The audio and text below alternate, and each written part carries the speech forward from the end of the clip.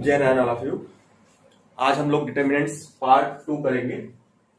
Determinants part 1 में हम लोगों ने क्या किया था बेटा, वैल्यू ऑफ डिटर्मिनेंट फाइंड किया था हमने, और डिटर्मिनेंट्स क्या होते हैं। तो वहां पे हमने डिफरेंट डिफरेंट टाइप से एक्सपेंशन सीखे थे, कैसे एक्सपेंशन करते हैं, कैसे वैल्यूज को हम फाइंड आउट करते हैं।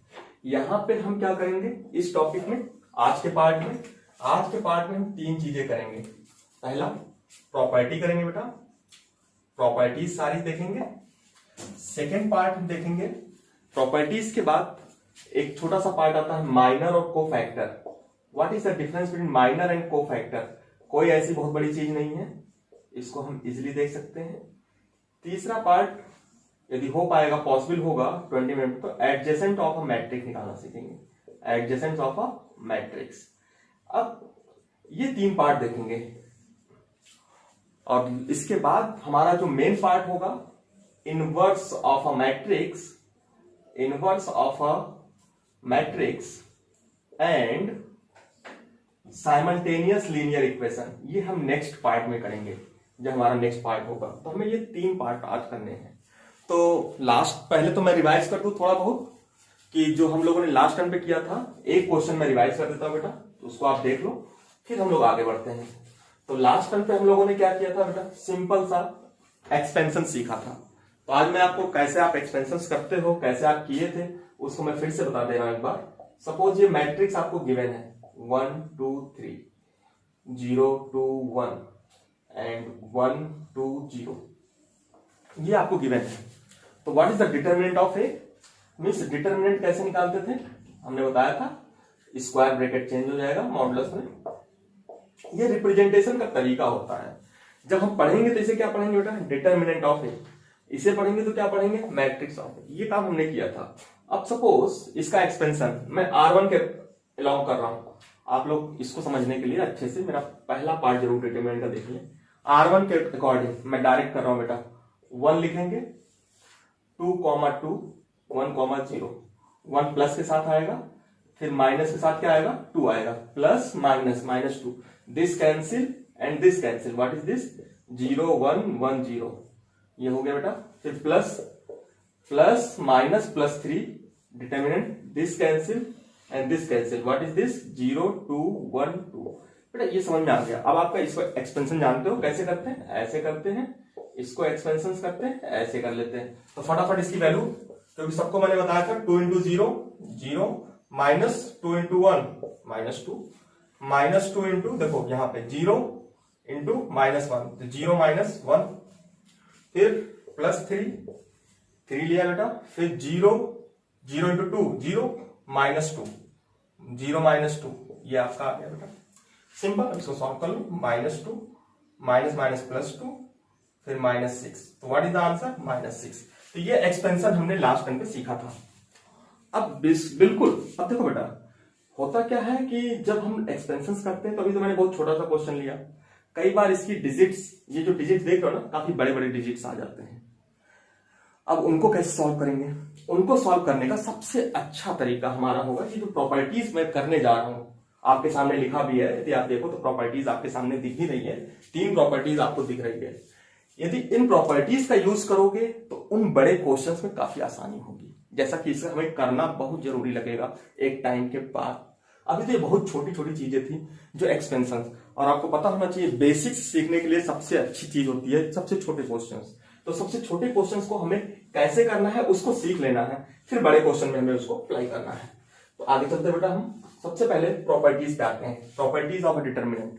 तो प्रॉपर्टीज ऑफ डिटर्मिनेंट में जो पहला पार्ट है, remain unchanged, value is remain unchanged. अच्छा, डिटर्मिनेंट को हम वैल्यू बोल सकते हैं, जैसा कि मैं लास्ट टाइम पे आपको बताया था बेटा कि determinants is always a value, always a value. तो यदि कोई डिटर्मिनेंट दिया है तो उसका आंसर क्या आएगा, एक सिंगल वैल्यू आएगा। इतना अपने दिमाग में बैठा लो, कोई भी डिटर्मिनेंट दुनिया का है तो सिंगल वैल्यू ही आएगा। मैट्रिक्स है तो मैट्रिक्स आएगा, डिटर्मिनेंट है तो वैल्यू आएगा। Matrix is not a value, ये मैं पहले भी बता चुका हूं और अभी बता रहा हूं, तो इसको अपने दिमाग में ढाल लो। डिटर्मिनेंट्स है तो उसका आंसर हमेशा वैल्यू होगा। अब कह रहा है, क्या कह रहा है ये, the value of determinants remain unchanged. कब अनचेंज्ड होगा, जब रो को कॉलम में चेंज करोगे। अब आप यदि ध्यान दो तो रो को कॉलम में कब चेंज करते थे? मैट्रिक्स में। यदि आपको याद हो तो हम लोग ट्रांसपोज निकालते थे। जब ट्रांसपोज निकालते थे तो क्या करते थे बेटा? रो को कॉलम में इंटरचेंज करते थे कि नहीं करते थे? याद करो। यदि यहां से यदि आप समझो इसको, यदि रो को कॉलम में, कॉलम को रो में, मैं एक मैट्रिक्स लिख रहा हूं छोटा सा, बेटा ध्यान से देखो, ये 2x2 का A12 A21 A22 मीन्स रो को कॉलम बनाना है, कॉलम को रो बनाना है। मीन्स ये R1 है, ये R2 है, ये C1 है, ये C2 है। अब मैं बोल रहा हूं कि आप R1 को मीन्स रो को कॉलम में कर दो, जितने भी रो है उसको कॉलम में कर दो। मतलब ये रो यहां पे आ जाए और ये रो यहां पे आ जाए। तो मैं करने जा रहा हूं बेटा, देखो ध्यान से, मैंने चेंज किया तो रो को कॉलम में जब इंटरचेंज किया तो क्या बन जाएगा बेटा? रो को कॉलम में, रो क्या है? A11, तो क्या हो जाएगा? Row column A1 A2। फिर क्या हो जाएगा बेटा? दूसरी रो को कॉलम में करोगे A21 A22।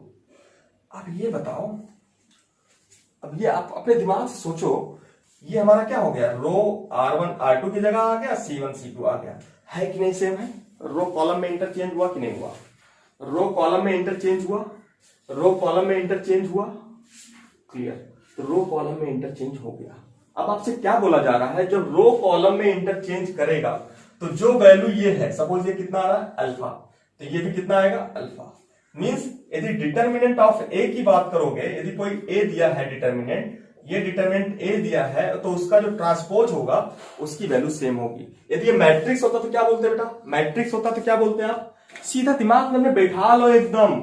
यदि कॉलम को रो बनाओगे और रो को कॉलम बनाओगे, कॉलम को रो बनाओगे, रो को कॉलम बनाओगे, तो वैल्यू चेंज नहीं होगी। जो उसका आंसर है वही आंसर होगा। मैं आपको एक छोटा सा और एग्जांपल करके दिखा देता हूं और कैसे। हाँ, एक पॉइंट है, आप नोट कर लेना अपनी कॉपी में।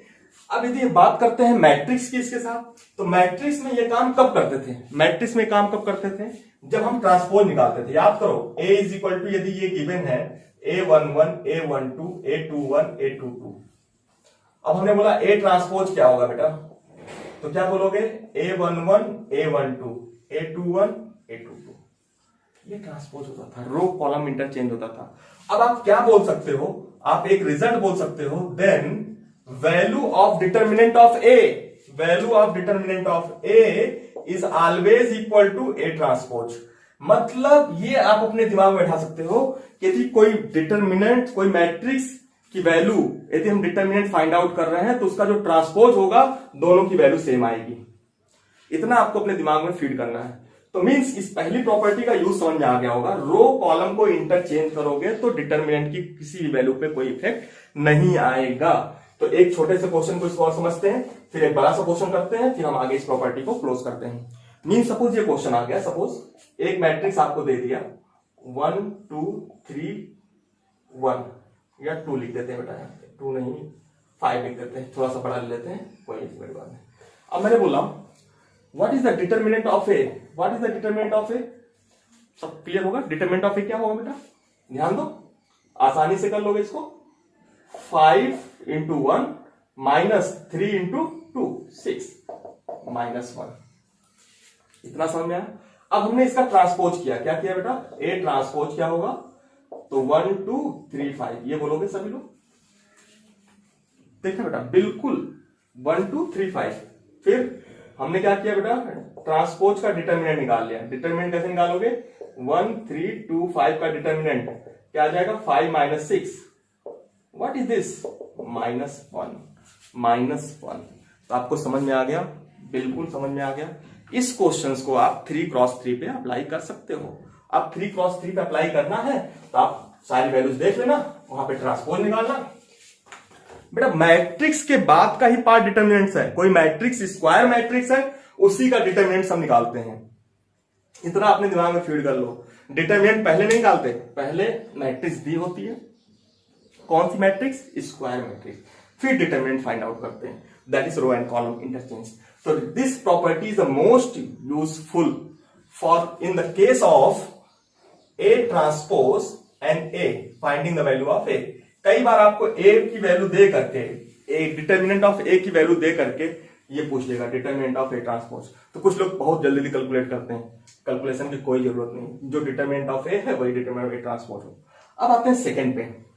प्रॉपर्टी नंबर सेकंड क्या है बेटा, सब लोग ध्यान से बोर्ड पे देखो, मैं मिटाऊंगा जरूर, इतना बिल्कुल अपनी कॉपी में नोट करते रहो। इफ एनी टू रोज और कॉलम, रोज और कॉलम, यदि कोई दो रो या दो column interchange, then the value of determinant change by sign. तो जो वैल्यू ऑफ डिटर्मिनेंट है कैसे चेंज हो जाएंगे बेटा, साइन चेंज होगा।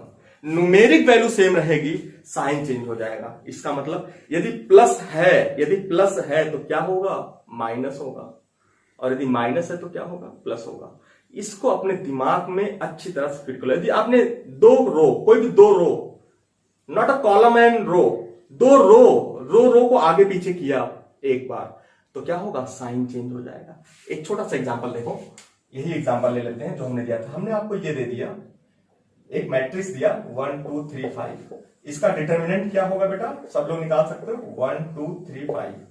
अब बोलोगे सर यहाँ पे तो दो रो है दो कॉलम है, कोई फर्क नहीं पड़ता बेटा, आगे पीछे करना है ना। जो R1 है R2 बनाना है, जो C1 है C2 बनाना है, कर सकते हो ना। R1 को ऊपर लिख देना, R2 नीचे। तो क्या आंसर आएगा, यदि इसका पॉजिटिव आ रहा है तो दूसरे का क्या आएगा, निगेटिव। मैं करके दिखा रहा हूं बेटा, पहले देखो इसको। मैंने क्या किया, अभी मैंने इसकी वैल्यू निकाल ली पहले। 5 इंटू -3 कितना हो गया बेटा, -6 मीन्स -1। क्या आपको इतना क्लियर हो गया। अब प्रॉब्लम कहां हो रही है हमारे साथ, हमने क्या बोला, दो रो या दो कॉलम को इंटरचेंज कर दो। तो मैं इंटरचेंज करने जा रहा हूं, अब इसको ए को मैं इंटरचेंज करने जा रहा हूं, मैंने बी बना दिया। बी मतलब क्या हो जाएगा, R1 replace by R2। R1 को हमने R2 से रिप्लेस कर दिया, R1 को हमने R2 से रिप्लेस कर दिया, R1 को R2 से रिप्लेस कर दिया, मतलब 3 ऊपर आ जाएगा, 3 5 1 2 नीचे आ जाएगा। अब बताओ बेटा, ये आपका मैट्रिक्स बन गया। तो what is the determinant of B, आप ध्यान से देखो, 6 - 5, 6 - 5, व्हाट इज द आंसर, 1। अब आपको दिख रहा है, जब आपने रो को रो में चेंज किया, R1 को R2 से रिप्लेस किया, उसके पहले आंसर -1 था, बाद में क्या हो गया, +1 हो गया। मतलब यहां पे निगेटिव था, यहां पे पॉजिटिव। अब मैं फिर बोलूं, फिर से इंटरचेंज कर दो, तो फिर से वही वैल्यू आ जाएगी। तो मतलब यदि दो रो को यदि आप इंटरचेंज कर रहे हो या दो कॉलम को आपस में इंटरचेंज कर रहे हो, तो वैल्यूज क्या होगी, चेंज होगी। चेंज किस फॉर्म में होगा, sign, in the form of sign. Sign मतलब न्यूमेरिक वैल्यू सेम रहेगी, केवल साइन। एक बार इंटरचेंज किया निगेटिव, दूसरी बार किया पॉजिटिव, तीसरी बार किया निगेटिव, चौथी बार किया, मतलब जितनी बार आप चेंज करोगे उतनी बार साइन चेंज होगा। कब, जब रो को रो से करोगे, कॉलम को कॉलम से करोगे।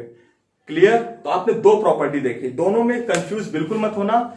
एक में रो कॉलम हो रहा है, रो से नहीं हो रहा है, रो का कॉलम से इंटरचेंज हो रहा है। दूसरे में रो का रो से हो रहा है, कॉलम का कॉलम से हो रहा है। इतना दिमाग में फिट करना है। अब इससे आसान तरीके से फिर आप अपने दिमाग में आसानी से इसको में रख सकते हो, और सारा मैं प्रूफ करके भी दे रहा हूं आपको 2x2 से। आप यही काम 3x3 से कर सकते हो। आपका काम ज्यादा है, आपको करना चाहिए। फिलहाल प्रूफ करने वाला काम तो आपको खुद करना चाहिए, क्योंकि वही आपके लिए न्यू स्किल्स जनरेट करेगा। चलो आगे चलते हैं हम लोग। P2 हो गया आपके लिए, प्रॉपर्टी नंबर 2 कंप्लीट हो गया। अब आते हैं हम लोग प्रॉपर्टी नंबर 3। तो प्रॉपर्टी नंबर 3 क्या है, if any two rows or columns are same identical, if any two rows or columns are identical, same है, कोई भी दो रो दो कॉलम यदि सेम है तो वैल्यू डिटरमिनेंट 0 होगा। अपने दिमाग में बैठा लो, डिटरमिनेंट कोई भी दो सेम हो जाए। सपोज मैंने ये लिख दिया A इक्वल टू, देखो ध्यान से, एक मैट्रिक्स आपको मिल गया 1 1 1 2 2 2 3 4 5। अब मैं बोलूं what is the answer of determinant of A। Determinant A क्या होगा, ये मैट्रिक्स है, इसका डिटर्मिनेंट क्या होगा, इसकी वैल्यू क्या होगी।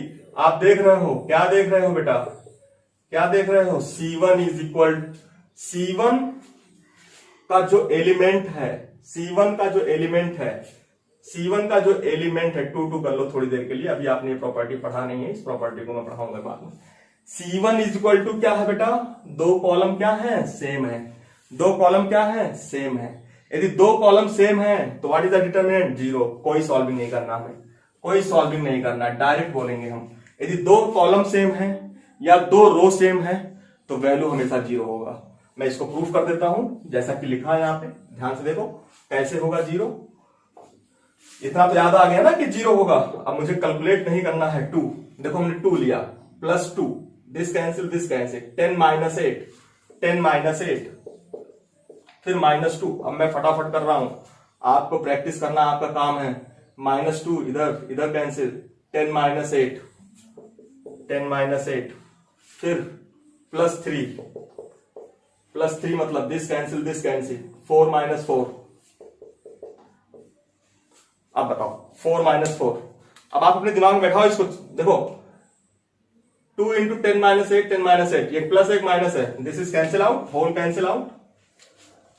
3 into 4 minus 4, 0। What is the answer? 0। बेटा बिल्कुल, कोई भी 2 रो या 2 कॉलम सेम है तो 0 होगा डिटर्मिनेंट। कोई भी 2 रो 2 कॉलम सेम है तो डिटर्मिनेंट 0 होगा। अब आते हैं बेटा प्रॉपर्टी नंबर 4, जिसके बारे में मैं जिक्र करने वाला था। मैं इसको मिटा रहा हूं। प्रॉपर्टी नंबर 4 में क्या है बेटा, आपने जब मैट्रिक्स पढ़ा था तो मैंने आपको स्केलर मल्टीप्लीकेशन पढ़ाया था। क्या पढ़ाया था बेटा? स्केलर मल्टीप्लीकेशन पढ़ाया था। अब स्केलर मल्टीप्लीकेशन क्या है, एक बार रिवाइज करते हैं। स्केलर मल्टीप्लीकेशन, जिसको भी नहीं पता है वो मैट्रिक्स का लेक्चर जरूर देखें। Scalar multiplication of matrix. Scalar multiplication का मतलब हमने आपको बताया था, यदि कोई मैट्रिक्स है A11, A12, A13, A21, A22, A23, A31, A32, A33, यदि इसमें आप किसी कांस्टेंट से मल्टीप्लाई करते हो, सपोज मैंने K से मल्टीप्लाई कर दिया, K1, अब मुझे K कांस्टेंट से मल्टीप्लाई करना है, तो क्या मतलब बताया था हमने आपको? सारे एलिमेंट से मल्टीप्लाई होगा। सबको याद आ गया? याद आ गया होगा बेटा, क्योंकि ये हम कर चुके हैं, लास्ट टॉपिक में ही किया था। एक लेक्चर है उसमें आप जाके देख सकते हो कहां है ये।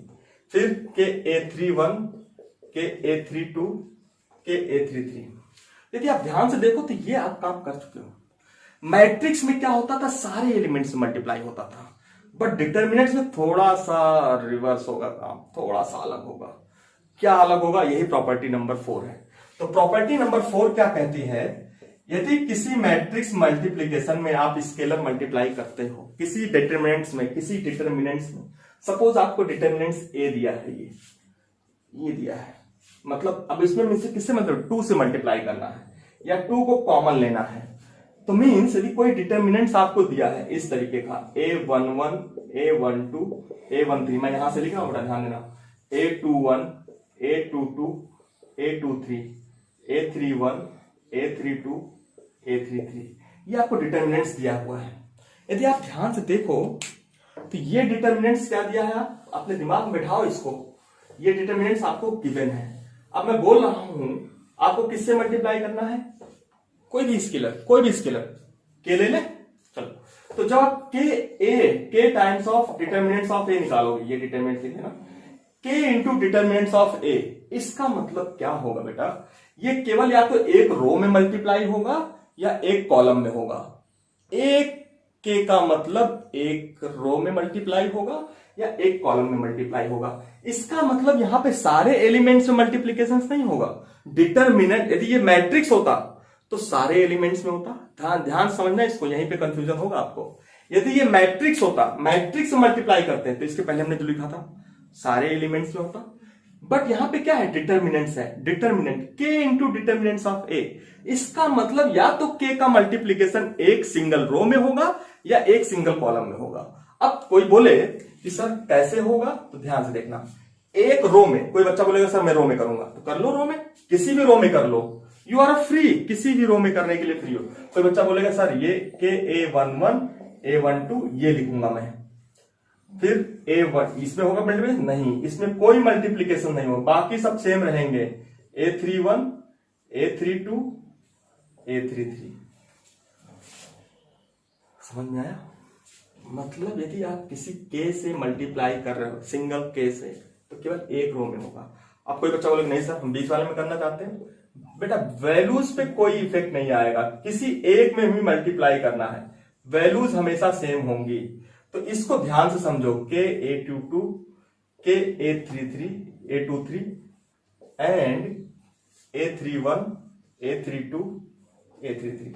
कोई बच्चा बोले नहीं सर हम तीसरे में करेंगे, कर लो बेटा, बेटा जितना चाहते हो यही समझो, इसी में 50 क्वेश्चन करने से बेहतर है एक क्वेश्चन को सीखना। एक क्वेश्चन सीखने का मतलब 50 क्वेश्चन का होना, 50 क्वेश्चन प्रैक्टिस करने का मतलब केवल 50 क्वेश्चन होना। समझने का मतलब बहुत बड़ी चीज होती है। एक समझ में आ गया तो 50 करोगे और 50 बनाओगे। अब कोई बच्चा बोलेगा सर आपने तो रो में कर दिया है, किसी भी एक रो में किया है, मैं किसी कॉलम में कर सकता हूं? हाँ, आप किसी भी कॉलम में कर सकते हो। वैल्यूज सेम होंगी, वैल्यूज सेम होंगी। आप किसी भी रो में केवल एक बार मल्टीप्लाई करोगे।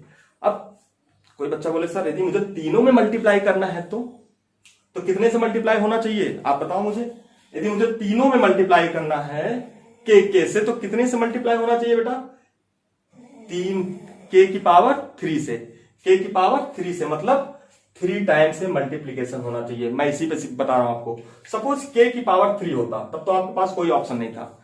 के की पावर 3 का मतलब, के की पावर 3 का मतलब एक के से ऊपर होगा, एक के से नीचे होगा, एक के से इधर होगा। अब कोई बच्चा बोले सर हम के की पावर 3 डायरेक्टली कर लेते हैं, किसी एक में ही कर ले, तो बेटा वो आपकी वैल्यू आपके ऊपर डिपेंड करती है कि यदि आपको करना है तो ये काम आप कर सकते हो। एक रो से कॉमन, ऐसे कॉमन भी लेंगे। यदि आपने एक के को कॉमन लिया तो क्या आएगा बेटा? केवल के आएगा। पूरे से के में से कॉमन लिया तो के क्यूब आएगा। ये बिल्कुल अपने दिमाग में बैठा लो।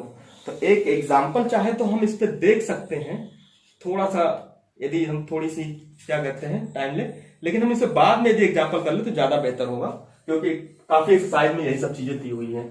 तो सबसे पहले तो हम इसको काम करते हैं। हाँ, एक एग्जाम्पल सामने लिखा ही है आपके सामने, ये लिखा है बेटा, इसको तो हम कर ही सकते हैं।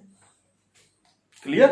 बिल्कुल कर सकते हैं इसको। अब देखो ध्यान से, मैं इस एग्जाम्पल के थ्रू आपको बता दे रहा हूं कैसे आप करोगे।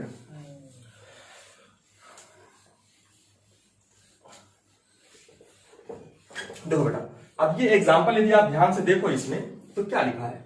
यदि आप 2 को देखो, क्या 2 कॉमन हो जाएगा? पहले कॉलम से एक 2 कॉमन हो गया, दूसरे कॉलम से फिर क्या कॉमन हो जाएगा? 2 कॉमन हो जाएगा।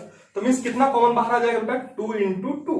तो क्या बन जाएगा? 1 1 1 1 1 1 3 इंटू 4 इंटू 5। बस यही काम करना था बेटा। एक बार 2 बाहर लिया, 2 बार 2, ये काम आपको सीखना है। मतलब एक कॉलम से ही एक कॉमन होगा, मतलब यहां पे पूरा नहीं होगा। एक कॉलम से एक 2 बाहर आएगा। देखो इस कॉलम से ये 2 बाहर आएगा। अब बोलोगे कोई रो से सर हो सकता है क्या? रो से कॉमन नहीं हो सकता। देखो 2 2 3 है, नहीं, रो से नहीं हो सकता। कॉलम से बाहर वैल्यू सेम होगी। इसका कितना आएगा बेटा? 0 ही आएगा, क्योंकि 2 सेम है। अब कोई बोलेगा सर चलिए एक क्वेश्चन और हम कर देते हैं आपके सामने, थोड़ा सा चेंज करके, थोड़ा सा चेंज करेंगे, ज्यादा चेंज नहीं करेंगे। सपोज यही क्वेश्चन है, आपको मैट्रिक्स दिया है, ये दिया हुआ है 1। अब कोई बच्चा बोलेगा सर इसका डिटरमिनेंट चाहिए हमें। हमने कह दिया चलो बेटा डिटरमिनेंट निकाल लेते हैं। तो क्या हो गया? 2 2 2 2 1 2 3 0 5। इसको मैं 0 कर देता हूं, थोड़ा सा आसान हो जाएगा। अब देखो डिटरमिनेंट निकालने सबको आता है, सबको आता है। सबसे पहले एक्सपेंड करो, 2 से करोगे +2, 5 माइनस 0, फिर 2 इंटू 0 0, फिर -2 लोगे तो 10 माइनस 0। देखो बेटा ये आप कर सकते हो। मैं फटाफट कर रहा हूं। 3 इंटू दिस कैंसिल, तो 4 माइनस 2, फिर आगे क्या हो जाएगा? 10 माइनस 20। देखो 2 इंटू 5 10 माइनस 20 प्लस 6, तो कितना हो गया बेटा? -4। तो डिटरमिनेंट कितना आ गया? -4 आ गया। अब बोलोगे सर प्रॉपर्टी यूज करके करें तो प्रॉपर्टीज कर लेते हैं। बेटा इसको कैसे लिख सकते हो आप? देखो यदि आप ध्यान से देखो तो आप इसको कैसे लिख सकते हो? यहाँ पे 2 कॉमन हो रहा है, इस कॉलम से 2 कॉमन होगा तो 2 बाहर आ जाएगा। क्या बचेगा अंदर? 1 1 2 1 2 3 0 5। अब इसका एक्सपेंशन कर सकते हो, आप आसानी से कर सकते हो। यही तो हमें बेसिक सीखना है बेटा। इतना यदि सीख गए तो एक भी एनसीईआरटी का क्वेश्चन हाथ से नहीं जाएगा। एनसीईआरटी पूरा हो जाएगा, एग्जाम्पलर्स हो जाएगा, जेईई मेंस तक पहुंच जाओगे, लेकिन बेसिक सीखोगे तब। तो 2 ले लिया आपने। अब देखो एक्सपेंशन क्या लिया हमने? +1 1 लिखा हमने, दिस कैंसिल दिस, 5 माइनस 0 कहानी खत्म। फिर -2 लिखा, -2 this cancel, 5 minus 1 into 5 5 minus 0, फिर +3 लिखा, दिस कैंसिल 2 माइनस 1, 2 माइनस 1, तो व्हाट इज द आंसर्स? देखो अब आप अपने दिमाग में सोचो कि आपने ये काम 2, देखो 2 पहले से बाहर है, 2 आपने कॉमन ले लिया है, कोई प्रॉब्लम नहीं। देखो 1 इंटू 5 आ गया बेटा, माइनस 2 इंटू 5 माइनस 10 आ गया, प्लस 3 इंटू प्लस 3 कितना हो गया बेटा? प्लस 3 कितना आ जाएगा? 2 into minus 2, what is the answer? Minus 4। Both answer are same, इसका भी माइनस 4 आया था डायरेक्ट एक्सपेंशन जब हमने किया था। अब देखो दोनों आंसर्स आपका सेम आ गया, इसका मतलब हमारी प्रॉपर्टी क्या है? वेल प्रूव्ड है। तो हमें प्रॉपर्टीज का बिल्कुल ध्यान रखना है। किसी भी कॉलम में मल्टीप्लाई कर सकते हो, किसी भी कॉलम से आप मल्टीप्लाई करके वैल्यू को कॉमन ले सकते हो। कोई कांस्टेंट मल्टीप्लाई हो रहा है तो एक रो में होगा या एक कॉलम में होगा, ये सारी चीज अपने दिमाग में आपको बिठा लेना है। नेक्स्ट प्रॉपर्टी हमारी जो प्रॉपर्टी नंबर 5 है, 5 प्रॉपर्टी का इंपॉर्टेंस बहुत ज्यादा है।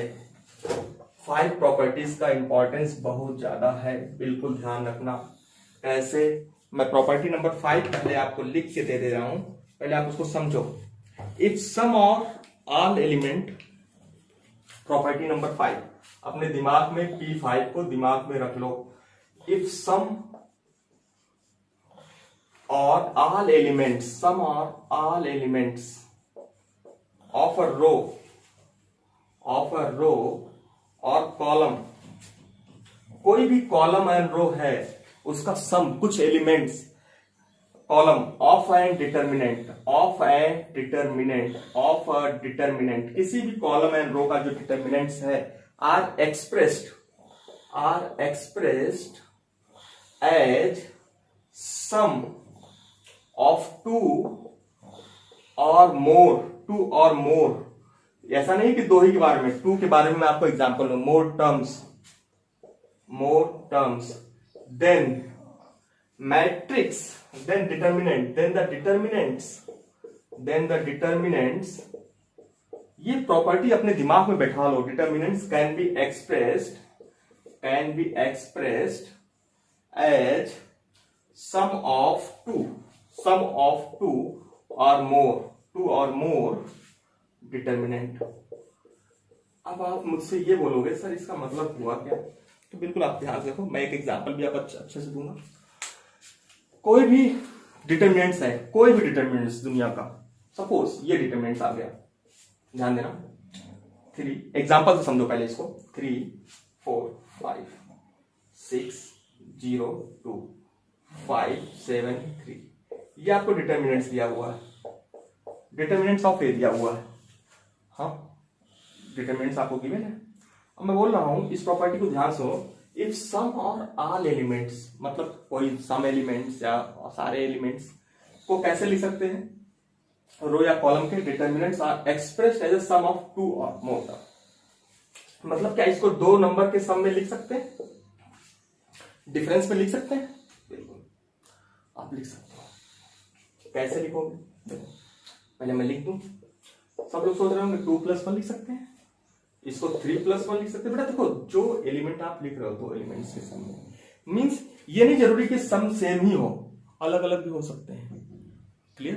तो 2 + 1 लिख लिया, यहाँ पे 3 + 2 लिख लिया, 3 + 2 लिख लें, क्या लिख लें? 3 + 1 ही लिखते हैं अभी आप ऐसा समझो, 4 + 1 लिखते हैं। अब 6 0 2 5 7 3, तो इसको आप 2 अलग अलग डिटर्मिनेंट बना सकते हो। कैसे बना सकते हो 2 अलग अलग डिटर्मिनेंट्स? बिल्कुल बेटा अपने दिमाग में बैठाओ, कैसे बना सकते हो? 2 3 4 एंड 6 0 2 5 7 3 प्लस डिटर्मिनेंट ऑफ 1 1 1 6 0 2 5 7 3। इसकी वैल्यू अभी भी सेम होगी। यदि आप चाहे इसको सॉल्व करो, चाहे आप इसको सॉल्व करो, चाहे आप इसको, सबका आंसर सेम आएगा। अब आपको इतना समझ में आ गया होगा क्या लिखा है ये बोर्ड पे। इस बोर्ड पे क्या लिखा है? कोई भी डिटर्मिनेंट्स है जिसके रो या कॉलम के नंबर्स को आप 2 पार्ट में ब्रेक करते हो, तो उस डिटर्मिनेंट्स को आप 2 अलग अलग डिटर्मिनेंट्स बना सकते हो। यही हमारी प्रॉपर्टीज है और इसकी वैल्यू सेम होगी। जो वैल्यू जिसकी आएगी वही वैल्यू इसकी आएगी, वही इसका भी आएगा। अब मैं आपके लिए एक काम दे रहा हूं, आप इसको जस्टिफाई करना, मतलब जस्टिफाई करने का मतलब इसका एक बार डायरेक्ट वैल्यू निकालना, एक बार इन दोनों का अलग अलग निकाल के ऐड करना और चेक करना क्या आ रहा है। आएगा, बिल्कुल सेम आएगा। तो इसे आपको सीखना है बेटा, इसे आप करो। तो प्रॉपर्टी नंबर 5 भी हमारा हो गया। अब बचती है केवल एक प्रॉपर्टी। उस प्रॉपर्टीज को हम प्रॉपर्टीज नहीं बोलते, like as a question solving methods बोलते हैं, कि क्वेश्चंस को हमें सॉल्व कैसे करना है, इन्हीं सारी प्रॉपर्टीज का यूज करना है। तो प्रॉपर्टी नंबर 5 से यदि आप अपने दिमाग में रखते हो तो प्रॉपर्टी नंबर 5 क्या है,